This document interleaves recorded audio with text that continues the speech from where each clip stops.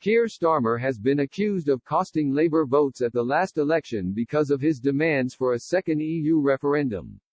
Should he have to say sorry for taking such a divisive stance? 3 former members of Jeremy Corbyn's shadow cabinet have called on Sir Keir to apologise for the party's previous position on Brexit in a bid to rebuild trust from so-called Red Wall voters, traditional Labour supporters who felt betrayed by the second referendum policy. Ian Lavery, John Trickett and Laura Smith said working-class Leave voters remain highly sceptical about Labour, which went into the election promising a fresh Brexit vote. Sir Keir, who was Mr Corbyn's shadow Brexit secretary, played a major role in getting the party to campaign for a second referendum. Mr Lavery, a former party chairman, and Mr Trickett were in the shadow cabinet at the time, while Ms Smith, who lost her seat in the election, was a more junior frontbencher.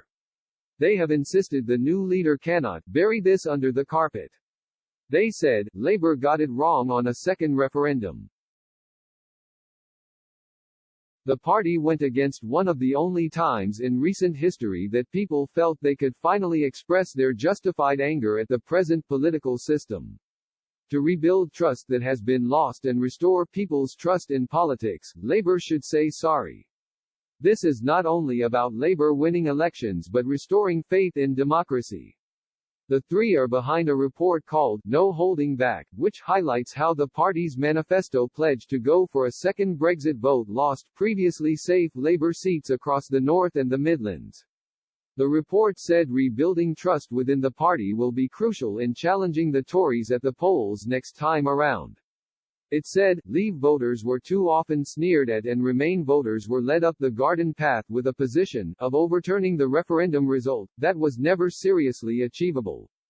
To put this aside, Leavers and Remainers need an apology. It continued, We do not believe that the party can move on until it has put this issue behind us.